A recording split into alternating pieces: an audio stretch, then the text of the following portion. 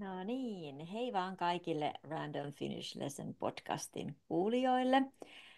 Ja tällä kertaa poikkeuksellisesti myös mun YouTube-kanavan katsojille, koska mä laitan tämän jakson sekä podcast-alustalle että sitten YouTubeen. Mun nimi on Hanna Männikkölahti ja mä olen suomen kielen opettaja ja selkomukauttaja ja podcast-harrastaja Jyväskylästä. Ja tänään mulla on vieraana kollegani Mari Nikonen. Tervetuloa. Jee. Moikka, kiitos Hanna. Ja Marin kanssa meillä on tänään puheenaiheena puhumisen ja puheen ymmärtämisen oppiminen ja ehkä myös vähän sen opettaminen. Ja Mari on todellakin perehtynyt näihin asioihin, niin kannattaa kuunnella huolellisesti joka sana. Jo- Jos katsot YouTube-videota, niin valitettavasti tässä ei ole tekstitystä, koska se ei siihen automaattisesti tuu. Jos kuuntelet tätä Spotifyssa, niin sinne saattaa joskus mystisesti tulla tekstitys, vaikka en ole sellaista pyytänyt, niin en tiedä, se on ihan päivästä kiinni. Mutta joka tapauksessa kannattaa kuunnella huolellisesti ja me yritetään muistaa puhua vähän tavallista helpompaa suomea. Kyllä. En muista sanoiko, mutta tänään on tammikuun 16. päivä vuonna 2025. Ensimmäinen kysymys Marille on, että kuka olet ja mitä teet? Joo, mun nimi on Mari Nikonen ja mä oon siis, niin kuin Hanna jo sanokin, niin mä oon suomen kielen opettaja. Mä oon, vois sanoa, että mä oon erikoistunut suulliseen kielitaitoon, eli puhumisen ja puheen ymmärtämisen opettamiseen, ehkä vielä enemmän puhumiseen kuin puheen ymmärtämiseen, mutta kyllä mä sanoisin, että nykyään molempiin. Mä pidän myös YKI-kursseja ja mulla on blogi ja yritys, jonka nimi on Ask a Finnish Teacher. Eli blogissa mä vastaan opiskelijoiden kysymyksiin ja sitten mut löytää myös sosiaalisesta mediasta. Ja no nyt mut löytää täältä podcastista. Um, mitä mun piti vielä kertoa? Niin, mä asun Helsingissä. Mä oon tällä hetkellä mun pienellä työhuoneella. Mulla on nyt täällä ihan tämmöinen pieni työhuone, jossa mä pidän suomen kielen yksityistunteja ja myös mä pidän suomen kielen yksityistunteja netissä. Eli tapaan opiskelijoita Zoomissa tai Teamsissa tai jossain muussa tällaisessa. Myös mä opetan sivutoimisesti noin yhden päivän viikossa yhteensä Aalto-yliopiston avoimessa yliopistossa tällä hetkellä. Joo. Usein kun kysyy opiskelijoilta vaikka jonkun kurssin alussa, että mitä asioita haluaisit oppia tällä kurssilla, niin ainakin mun kokemuksen mukaan tyypillisesti listataan muutama vaikea kielioppi-asia, mitä sillä hetkellä on. Partitiivi, Jo objekti, adjektiivien vertailuyksikössä ja monikossa kaikissa sijamuodoissa. monikon partitiivi. Joo, eli yleensä opiskelijat listaa muutaman tommosen hittiaiheen, mutta sitten ihan vakiona, että haluan puhua paljon, haluan oppia puhumaan, haluan ymmärtää, mitä Mhm. suomalaiset kaverit puhuvat. Ja sitä sitten opettajat yrittävät opettaa ja toteuttaa näitä toiveita, mutta se ei ole kyllä ollenkaan niin helppoa kuin vaikka semmoinen kuin partitiivin opettaminen. Niin sä oot nyt listannut meidän yhteisiin muistiinpanoihin A, B, C, D, E, F, 6 asiaa, eli 6 vinkkiä siitä, että mitenkä voi oppia ymmärtämään puhuttua suomen kieltä ja myös oppia puhumaan suomea. Niin aloita, ole hyvä. Mitä vinkkejä sulla on? Joo, mä tosiaan kävin vähän läpi ja listasin, että mitkä on sellaisia asioita, mitä mä haluaisin että ihan kaikki tietäis suomen kielen puhumisen ja puheen ymmärtämisen oppimisesta. Kyllä tämä pätee kaikkiin muihinkin kieliin mutta suomen kanssa, suomi on sellainen kieli verrattuna vaikka no englantiin, jota monet meistä puhuu, niin suomi on sellainen kieli, että se alkuun pääseminen puhumisen kanssa voi olla tosi vaikeaa tosi monille.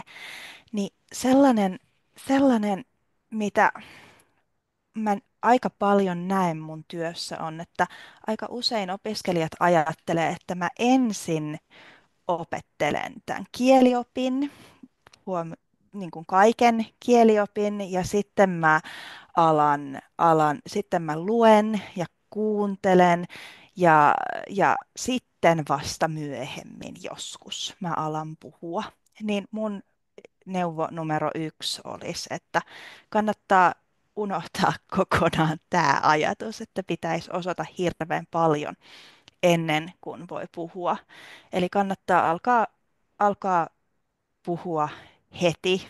Kun sä kuuntelet tätä podcastia ja sä ymmärrät jo, mitä me puhutaan, niin sä varmasti olet jo aloittanut myös puhumisen, mutta se, että puhuminen on oma taitonsa ja puheen ymmärtäminen on oma taitonsa, joita pitää harjoitella. Puhumaan oppii puhumalla ja puhe, arkikeskustelua oppii ymmärtämään sillä tavalla sitä, mitä kaveri tai puoliso tai perhe puhuu suomeksi, niin oppii ymmärtämään sillä, että tekee sitä paljon. Alussa tuntuu, että ei osaa sanoa yhtään mitään, ei osaa rakentaa lauseita, ei ymmärrä mitään, mitä ne puhuu, mutta sitä pitää vaan tehdä.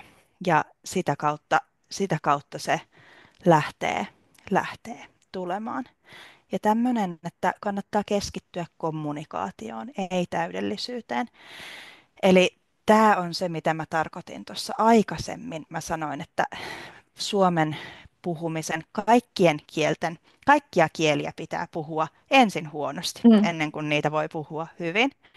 Mutta sellaisen kielen kanssa kuin suomi, missä meillä on ne partitiivit ja paikansiat, mitä, kaikki missä, mistä, mihin muodot, täytyy, täytyy vähän eri tavalla ajatella, kun meillä mikä vartalo tulee ja kaikki tällaiset asiat, niin on tosi helppo jäädä jumiin siihen. Mm. Mä en voi sanoa mitään, koska mä en tiedä täsmälleen, missä muodossa se sana on. Niin kannattaa vaan alkaa. Kannattaa vaan sanoa se jossain muodossa. Tavallisesti viesti menee kuitenkin oikeasti tosi hyvin perille.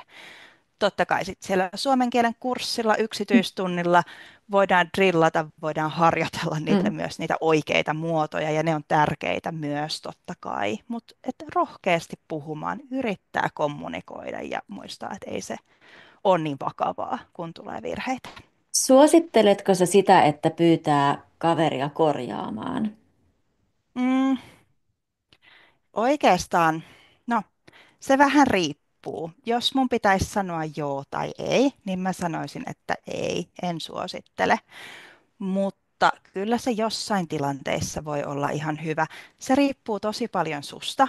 Mm. Tykkäätkö sä, että sua korjataan? Mä Mm. tunnen ihmisiä, jotka rakastaa sitä, että heille sanotaan, että nyt meni väärin ja tämä oikea muoto on tämä. Sitten ne on se, oh wow, mielenkiintoista, ihanaa, kiitos, mahtavaa, kun mä sain tämän uuden opin nyt tähän asiaan. Ja sitten on sellaisia ihmisiä, jotka menee täysin jumiin siitä, Mm. että korjataan. Ja se kommunikaatio ei ehkä pääse eteenpäin, jos korjaa jokaisen virheen. Ja jos se ihminen ei ole suomen kielen opettaja, joka sua korjaa, niin hän ei ehkä ymmärrä, millaiset korjaukset on sulle hyödyllisiä. Mm. Niin se on vähän, mä sanoisin, että se on vähän kaksipiippunen Mm. juttu. Eli toisaalta se voi olla tosi hyvä asia, mutta toisaalta siinä on riskejä Mm. ja se riippuu siitä, millainen ihminen sä itse olet ja millainen ihminen se kaveri on, joka voisi sua korjata. Mulla on ihan traumat siitä, kun mun ranskaa on aina korjattu tosi paljon. Mä puhun ranskaa oikeasti tosi hyvin, mutta mä teen virheitä. Ja aika monet ranskalaiset haluaa korjata kaikki mun virheet aina, niin sitten tulee sellainen fiilis, että mä en voi sanoa mitään, Joo, mun ranska on ihan huonoa, vaikka oikeasti se on tosi hyvä. joo. Miten sitten suomen kielen ääntäminen? Onko se tärkeää, että se menee alusta lähtien oikein vai onko se Mm. semmoinen asia, että siihen voi kannattaa kiinnittää huomiota vasta myöhemmin, jos kuitenkin viesti menee perille tai jos Ääntämi- kuitenkin toinen osapuoli ymmärtää, mitä sanoo? Joo, ääntäminen on vähän samanlainen asia kuin kaikki muukin kielessä, että sen ei tarvitse olla täydellistä, sen ei tarvi olla täydellistä heti, mutta ääntäminen on sellainen asia, että ne perusasiat, erityisesti se mitä vokaaleja, mitä konsonantteja suomen kielessä on ja miten ne äännetään, ne on sitä helpompi oppia hyvin, mitä aikaisemmin sä aloitat. Eli mä haluaisin nähdä sellaisen maailman, missä kaikki suomalaiset, tai siis kaikki suomen kielen opettajat osais nämä, tietäis miten ääntämistä opetetaan, osais opettaa hyvin ja kiinnittäisi siihen huomiota heti alusta. Näin ei yleensä vielä suomen kielen kursseilla ole, eli on aika tavallista valitettavasti, että siellä kurssilla sanotaan ehkä yhden tai kaksi kertaa, että tässä on nämä äänteet ja no niin, nyt puhukaa Mm, ja sitten ihmetellään, kun se on niin vaikeaa.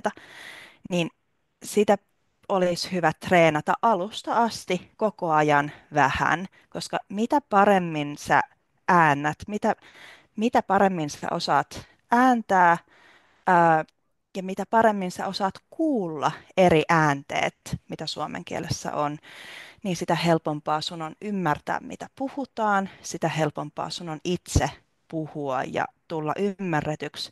Ja sitten keskitasolla sä oot, kun sä kuuntelet tätä, niin todennäköisesti sä olet jo keskitasolla suomen kielessä tai edistynyt suomen kielen oppia, niin sitten siinä vaiheessa on hyvä hioa ja kiinnittää huomiota siihen, niin kuin oikeasti lähteä kiinnittämään enemmän aksenttiin mm, huomiota.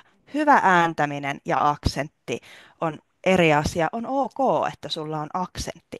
Ei sun tarvi kuulostaa siltä, että sä oot kotoisin ää, Helsingin Helsingin just siitä kaupungin osasta. Sä mm, voit kuulostaa siltä, että sulla on joku toinen äidinkieli ja se on tosi ok, mutta se, että sä osaat ääntää ne äänteet tarpeeksi oikein, että ne tunnistaa helposti siksi äänteeksi, niin se on tärkeää. Um, niin, ääntämistä kannattaa harjoitella oikeastaan vähän. Suosittelisin, että joka päivä tai 3 kertaa viikossa tai jotain tämmöistä mm. säännöllisesti Joo. kannattaa treenata. Me laitetaan tai mä laitan tämän podcast-jakson kuvaukseen ja myöhemmin muistan muokata, jos ne vaihtuu, niin Marin puhumiseen liittyviä kursseja, linkkejä ja sitten myöskin, onko teillä edelleenkin Päivin kanssa se webinaari suomen kielen opettajille ääntämisen On, opettamisesta? meillä on webinaari ääntämisen opettamisesta ja Joo, sitten joka on opettajille ja sitten meillä on erilaisia kursseja ja ja myös kirja niin suomen kielen se on oppijoille. tosi hieno juttu, että ääntämisen opiskeluun ja opettamiseen on apua tarjolla. Joo, näin ei ole aina ollut, että Mm, tämä on valitettavasti asia, johon ei ole kiinnitetty suomen kielen opetuksessa niin paljon huomiota kuin vaikkapa partitiiviin. mm, Ja sitten kun me ajatellaan, että kuinka tärkeä se partitiivi on, totta kai se on tärkeä, mutta se, että sä osaat ääntää yyn oikein, on vielä tärkeämpi asia mun niinpä. mielestä. Ähm, Ääntämisestä mä haluan vielä sanoa, että tosiaan aksentti on täysin ok, mutta mitä paremmin sä äännät suomea, mitä suomalaisempi intonaatio sulla on, mitä nopeammin sä pystyt puhumaan, mitä helpompi sua on ymmärtää, niin sitä helpommin sä myös pääset puhumaan suomea. Eli suomalaiset on monet aika nopeasti ihmiset vaihtaa kieltä englantiin. Mm, Ja se ei ole tietenkään sun vika, se ei johdu sun suomen kielestä, vaan se johtuu siitä, että ne ihmiset on hölmöjä. Ne ei ymmärrä, että niiden kannattaa vaan jatkaa suomen kielen puhumista ja että on aika epäkohteliasta vaihtaa englantiin. Tästä mä voisin puhua kanssa aika paljon, mutta on myös totta, että mitä parempi ääntäminen sulla on, niin sitä sujuvampaa se kommunikaatio suomeksi Mm. on. Miten sitten kuuntelemisen harjoittelu? Mitkä on sun suosikkimateriaaleja kuuntelemisen harjoitteluun tai mitä muita vinkkejä? Mitä vinkkejä sä voisit antaa? No kuuntelemiseen on paljon kaikenlaisia materiaaleja. Mun yksi suosikki on tämä Hannan podcast esimerkiksi ja sitten on erilaisia podcasteja, esimerkiksi Jutta Kosolan Fantastic Finnish podcast on aika mahtava ja muitakin kaikkia kivoja podcasteja, TV-ohjelmia. Luottomies on semmoinen suomen kielen kurssien klassikko, löytyy Yle Areenasta. Mutta riippumatta siitä, mitä sä kuuntelet, niin tärkeintä olisi, että sä kuuntelet paljon. Eli se, että me usein vähän aliarvioidaan sitä, kun me halutaan oppia uutta kieltä, niin me usein vähän aliarvioidaan sitä, kuinka paljon sitä pitäisi kuunnella. Eli mitä enemmän sä kuuntelet suomea ja just sellaista suomea, mitä sä haluat oppia. Jos sä haluat oppia ymmärtämään, mitä sun puoliso puhuu sen sukulaisten kanssa vaikka Lahden murteella, jota se puhuu, niin sit sun kannattaa kuunnella sitä, kun sun puoliso puhuu sen sukulaisten kanssa. Et sun ei kannata sitten, totta kai kaikki suomeksi kuunteleminen auttaa, mutta sun kannattaa keskittyä kuuntelemaan just sitä, mitä sä haluat ymmärtää, vaikka se olisi vielä aivan liian vaikeaa sulle tällä hetkellä. Eli semmoinen, että rentoudu, vaan kuuntele, anna sen puheen tulla, pysy kuitenkin hereillä, älä ala ajatella jotain muuta. Niin käy, jos sä et ymmärrä, sä alat ajatella jotain muuta, se on ihan selvä. Mutta sitten heti kun sä huomaat, että oho, nyt mä ajattelin, että mitähän ruokaa mä laittaisin illalla, niin sitten heti kun sä huomaat, että ai niin, nyt mä kuuntelen tätä keskustelua, niin palaa siihen keskusteluun. Eli, eli tämä on, eli helposti meille käy niin, mä paljon opiskelijoiden kanssa juttelen siitä, että se on semmoinen selviämisstrategia, jos asuu Suomessa ja suomen kielen taito ei ole vielä siellä C-tasolla, vaan enempi A- tai B-tasolla, niin siinä vaiheessa on vähän semmoinen selviytymisstrategia, että laittaa korvat kiinni, ei kiinnitä mitään huomiota siihen, mitä kuulee. Niin se, että lähtee pikkuhiljaa purkamaan sitä, lähtee keskittymään just sellaiseen Suomeen, mitä haluaa oppia kuuntelemaan. Myös puhekielen opiskelu, ihan puhekielen ja murteiden opiskelu ihan omana juttunaan Mm. auttaa tosi paljon. Eli jos me opitaan vaan kirjakielen muotoja, niin on tosi vaikea ymmärtää mitään, mutta mä luulen, että sun kuuntelijat tietää sen jo aika hyvin. Sitten yksi mun suosikkivinkki on, että kannattaa paitsi, että kuuntelet niissä tilanteissa, missä sä muutenkin oot, niin semmoinen ihmisten Mm. vakoileminen. Et ihan lähdet kaupungille ja kuuntelet, mitä ihmiset puhuu. Tai jos sä et ole Suomessa, niin netistä löytyy ihan hirveästi kaikenlaista hyvää.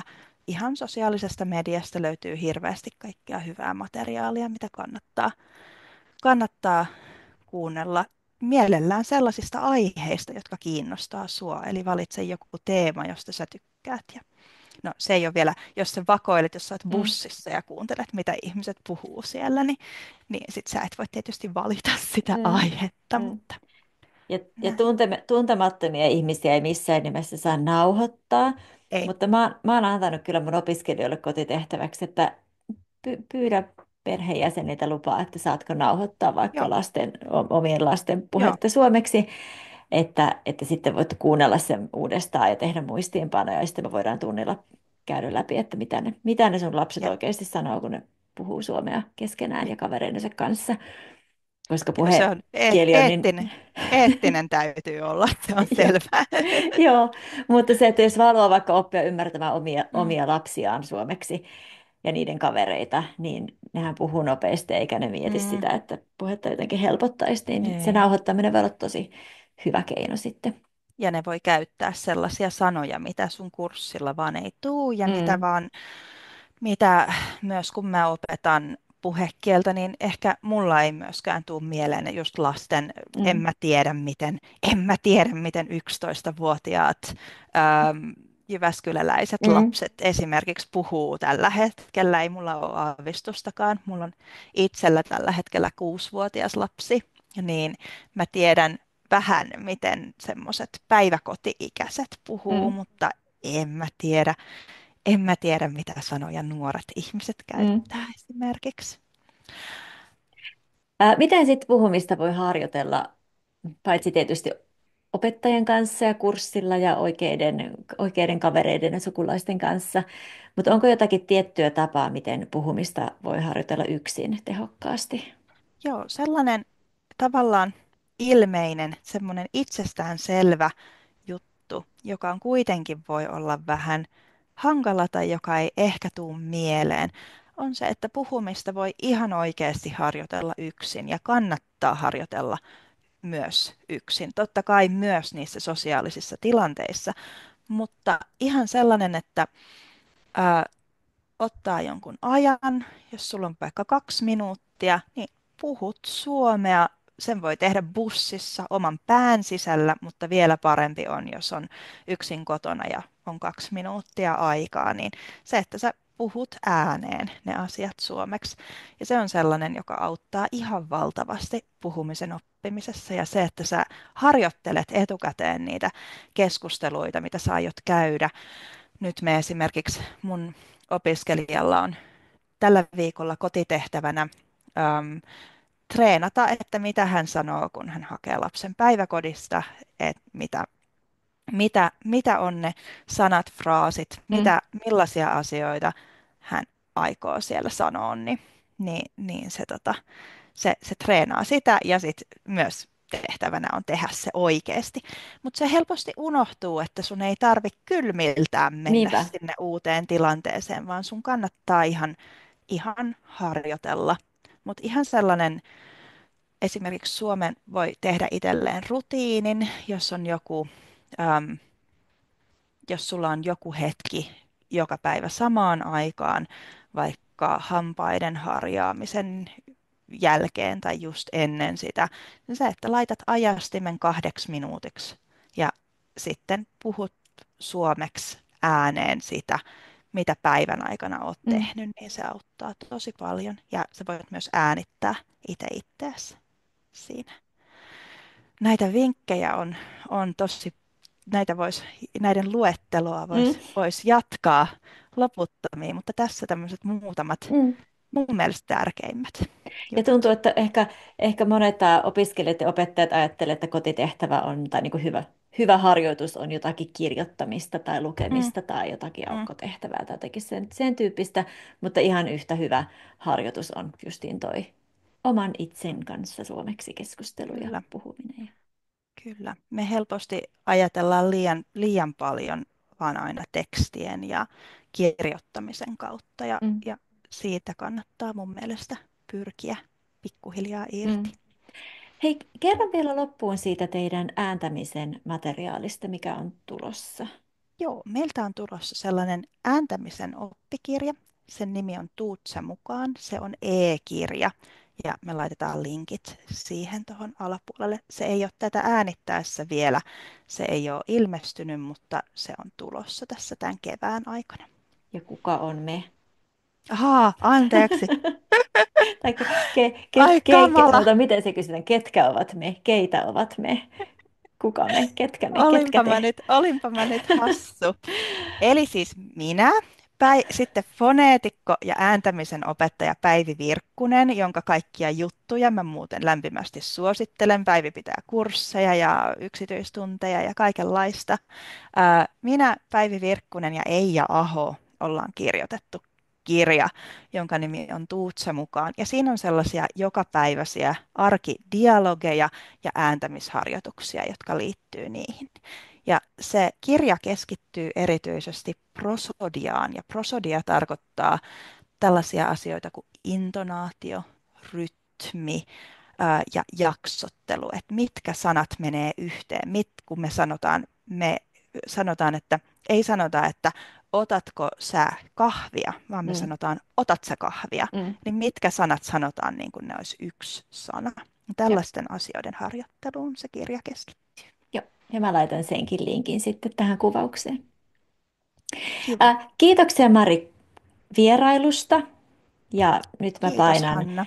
nyt mä painan, että pysäytä tallentaminen ja sitten me jäädään vielä juttelemaan tähän hetkeksi ja sitten kun me lopetamme, niin mä laitan tämän sekä podcastiin että YouTube-kanavalle, koska tänä vuonna mä yritän aktivoida mun YouTube-kanavaa vähän enemmän. Kiitoksia kaikille. Hienoa. Moi moi! Kiitos. Moi moi.